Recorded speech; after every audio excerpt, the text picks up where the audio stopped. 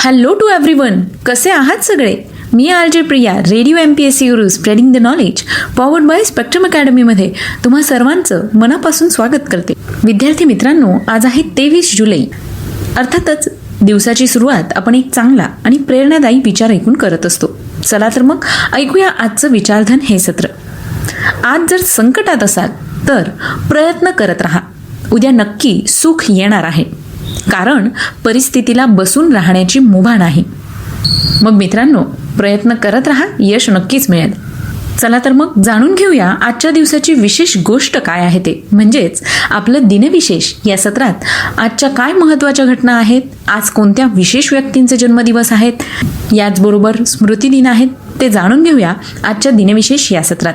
सर्वप्रथम 23 जुलै या दिवशी घडलेल्या महत्त्वपूर्ण ऐतिहासिक घटना कोणत्या होत्या ते जाणून घेऊया. सन 1927 साली मुंबई आकाशवाणी केंद्रावरून दररोज प्रसारण करण्यास सुरुवात करण्यात आली होती. विद्यार्थी मित्रांनो, भारताचं राष्ट्रीय सार्वजनिक रेडिओ प्रसारक म्हणजेच आकाशवाणी. आकाशवाणी हे मनोरंजनाचे व माहितीसाठीचे श्राव्य माध्यम आहे आणि सगळ्यात महत्त्वाचं म्हणजे ग्रामीण लोकांचं हे सगळ्यात आवडतं माध्यम आहे. आकाशवाणी ही जगातील सर्वात मोठ्या रेडिओ प्रसारण संस्थांपैकी एक संस्था आहे. याचं मुख्यालय हे दिल्ली या ठिकाणी आकाशवाणी भवन येथे आहे. यानंतर जाणून घेऊया पुढच्या घटनेविषयी. सन 1903 साली फोर्ड मोटर कंपनीने आपली पहिली गाडी विकली होती. फोर्ड मोटर कंपनी ही एक प्रवासी मोटार गाड्यांचे उत्पादन करणारी अमेरिकन कंपनी आहे. या फोर्डचे मुख्यालय मिशिगन राज्यातील डेट्रॉईट या शहराच्या डिअरबॉर्न या उपनगरामध्ये आहे. हेनरी फोर्ड ह्या अमेरिकन उद्योगपतीने जून 1903 मध्ये फोर्डची स्थापना केली. एकूण कार विक्रीच्या बाबतीत फोर्ड ही जगातील चौथी मोठी कंपनी आहे. सन 1929 साली इटलीमधील फॅसिस्ट सरकारने परदेशी शब्द वापरण्यास बंदी घातली होती. 1982 साली आंतरराष्ट्रीय व्हेलिंग कमिशनने व्हेल माशांच्या व्यापारी पद्धतीच्या मासेमारीवर 1985 ते 86 पर्यंत बंदी घालण्याचा निर्णय घेतला होता. मित्रांनो, ब्ल्यू व्हेल हा जगातील सर्वात मोठा प्राणी आहे. याचा आकार लांबीने 30 मीटर असून त्याचं वजन जवळपास 200 टन आहे. ब्ल्यू व्हेल हा एक समुद्री सस्तन प्राणी आहे. 30 मीटर म्हणजे जवळपास 98 फूट आणि त्याचं वजन 173 टन ते 191 टन रेकॉर्ड केले आहे. व्हेल माशांच्या मासेमारीवर 1985 आणि 86 या कालावधीत बंदी घातली गेली होती. यानंतर जाणून घेऊया पुढची घटना. 1986 साली जैव अभियांत्रिकी तंत्रज्ञान वापरून जगात सर्वप्रथम तयार केलेल्या हेपेटायटिस बी या रोगावरील लशीच्या वापरास अमेरिकेत परवानगी देण्यात आली होती. हेपेटायटिस बी या आजाराला आपल्याकडे कावीळ ब असं म्हटलं जातं.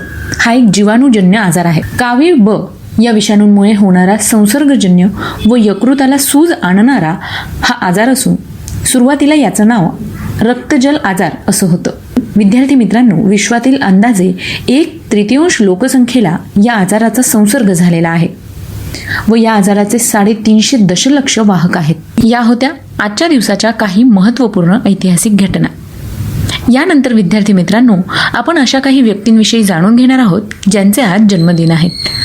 1856 साली प्रसिद्ध भारतीय जहाल मतवादी नेता, भारतीय राजकारणी, समाजसुधारक, भगवद्गीतेचे भाष्यकार व स्वातंत्र्यवादी कार्यकर्ते केशव गंगाधर टिळक उर्फ बाळ गंगाधर टिळक आणि ज्यांना लोक लोकमान्य टिळक म्हणायचे, यांचा आजच्याच दिवशी जन्म झाला होता. 1885 साली अमेरिकेचे 18वे राष्ट्राध्यक्ष युलिसिस एस ग्रँट यांचा आज जन्मदिन आहे. 1886 साली इलेक्ट्रॉन आणि आयन उत्सर्जन घटनेचा सिद्धांत विकसित करणारे महान जर्मन भौतिकशास्त्रज्ञ वॉल्टर हन्स शॉटकी यांचा जन्मदिन आहे.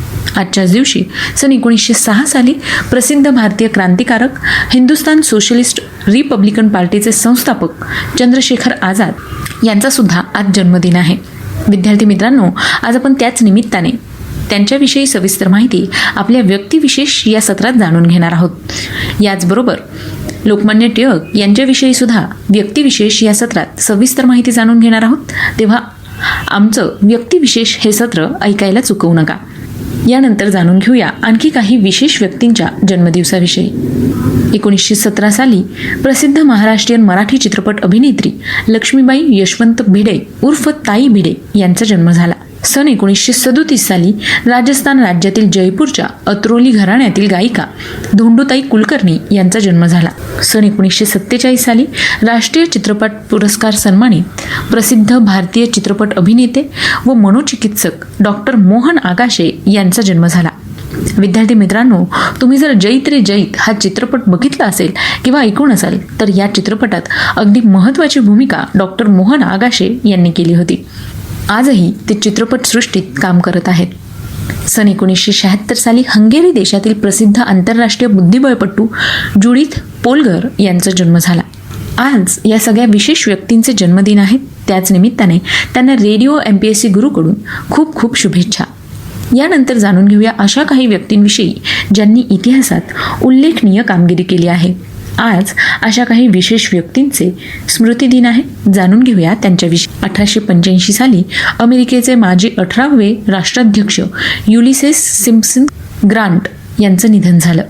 सन 1999 साली डॉक्टर बाबासाहेब आंबेडकर यांचे सहकारी व आंबेडकर चळवळीचे नेता दामोदर तात्याबा उर्फ दादासाहेब रुपवते यांचं निधन झालं. सन 2004 साली प्रसिद्ध भारतीय हिंदी चित्रपट विनोदी अभिनेते, दिग्दर्शक आणि निर्माता मेहमूद यांचं निधन झालं.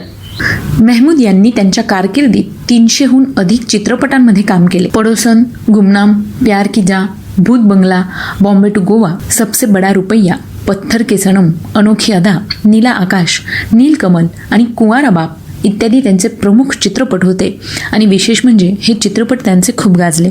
यानंतर जाणून घेऊया आणखी काही महत्त्वाच्या व्यक्तींविषयी.